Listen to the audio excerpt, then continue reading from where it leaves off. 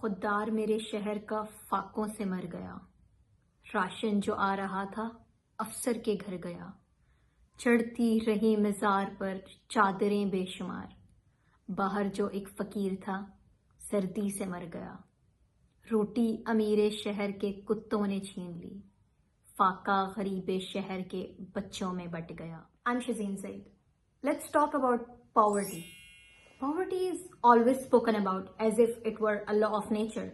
It's placed in the same category as death or gravity or any other principle of biology or physics. हमें हमेशा बताया गया है कि गुर्बत हमेशा से एग्जिस्ट करती थी और हमेशा एग्जिस्ट करेगी और any attempt to eliminate poverty is just pure utopia. This belief is so deeply ingrained in our minds that it hardly feels like an argument and most commonly seen as common sense. But I believe that common sense is often an ideology in its most successful form. Poverty is an idea which has existed for centuries without being questioned. Therefore, such ideas deserve our most rigorous scrutiny. Through this video, we are making a radical but historically grounded claim that poverty is not natural. It is not a permanent feature of human existence. It is not written in biology, psychology, or theology. It is a historically produced condition sustained by meta-narratives, political power, or social structures. Only by dismantling this myth, we can understand why it persists today and how it does not have to define our future. To speak of poverty as eternal is already to impose a modern category onto the past. गुर्बत का concept जो आज हमारे यहाँ exist करता है, it did not exist in the same way in the pre agricultural societies. अगर हम हंटर गैदरर कम्युनिटीज की बात करें तो दो societies relied on subsistence and subsistence is not poverty.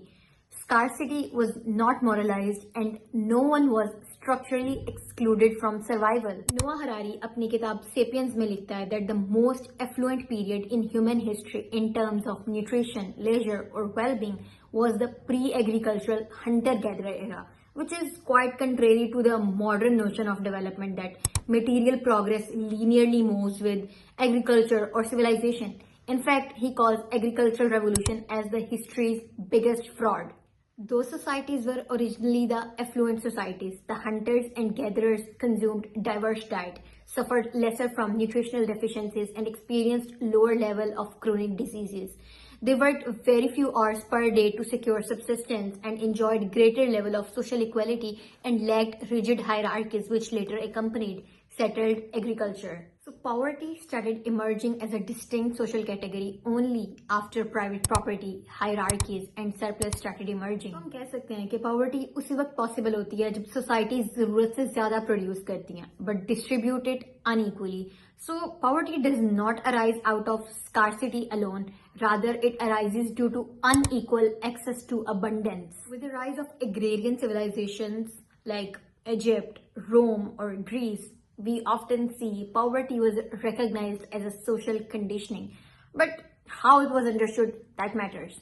In ancient Greece, poverty was not seen as a structural issue, rather a personal failure. Aristotle अपनी किताब politics में लिखता है कि दो तरह की वेल्थ एक्यूमुलेशन है. एक है नेचुरल वेल्थ एक्यूमुलेशन और दूसरी है अननेचुरल एक्यूमुलेशन. तो वो कहता है कि natural accumulation is good because it's for your own survival, it's for your house hold needs and it's natural. But unnatural accumulation is immoral and it's not natural and it has no limits. और इसी के जरिए the Greek affluence was made possible. Through unnatural extraction like slave labor, extreme land concentration and imperial tributes, Greek affluence was made possible. Rome followed the same trajectory. Extreme wealth at the top and extreme scarcity and precarity at the bottom. Poverty was not seen as the injustice of the system. It was rather seen as a condition of those without honor or patronage. It was something that they deserved. Already अब यहाँ पे हमें एक pattern दिखाई दे रहा है. An agenda being set where poverty is not being denied. It is rather justified. The poor are not invisible, yet they are naturalized as inferior. In medieval Europe, poverty was absorbed in theology. Christianity did not deny the existence of poverty, it rather sanctified it. Under the guise of religion, गरीबों को बताया गया कि आप तो खुदा के ज्यादा करीब हैं. And Accumulation of wealth was considered morally corrupt, but only for the poor. Churches and Pope of that time had extravagant lifestyle. They had lavish palaces and hotels. They were hosting feasts and wearing gold embroidered dresses, while the poor were dying of famines and they had no clothes at all. So the Christian theology transformed poverty into a moral obligation for the poor and a profitable scheme for the elites. इसकी implications क्या हैं? By turning poverty into a test of faith or a path to salvation, religion removed poverty from political critique. क्योंकि अगर गरीबी खुदा की रजा से है, तो there is no room for critiquing unequal social structures, or there is no room for reproach or accountability. So what happened? Charity replaced justice. Almsgiving replaced redistribution. Michael Foucault कहता है कि power often operates by redefining social problems as moral conditioning. It sustains hierarchy and prevents social reforms. Transition to capitalism fundamentally transformed poverty. With the enclosure of common land, millions were dispossessed of subsistence. People who had previously survived through shared land were forced into waged labor and destitution. The modern concept of poverty is the creation of the labor market. It's true that capitalism freed the poor from chains of feudalism or serfdom, but it also took away their lands, tools, and economic security. The response of the state was not welfare, it was rather punishment. To be poor was to be suspicious, dangerous, and morally corrupt. Industrial capitalism nurtured poverty because capitalism requires a reserve army of labor. It needs people desperate enough to accept low wages and work in hazardous conditions. Marx's contribution in this regard are very crucial. He exposed that poverty is not external to capitalism, it is rather functional to it. The existence of poverty disciplines labor, stabilizes profit, and normalizes exploitation. So what capitalism did was something new. Now, you are not poor because of God, but because of the market. After the Great Depression and World War II, states accepted that unregulated markets produced mass poverty and instability. Welfare states emerged, which provided public housing, healthcare, education, and labor protection. But after the 1970s, neoliberalism restored the old story. The state was framed as inefficient and markets were unregulated again. Welfare states were hijacked by managerial capitalists. Poverty boomed again, and it was again blamed on individuals rather than structures. Margaret Thatcher, one of the pioneers who politically implemented the neoliberal principles, famously said that there is no such thing as society. This statement encapsulates the neoliberal view. If there is no thing as society, then poverty is not regarded as a social problem and it must be personal. Today, this analysis does not end in abstraction, but in Pakistan's lived reality. हमारे मुल्क में 40% से ज़्यादा आवाम गुर्बत की लकीर से नीचे जी रही है.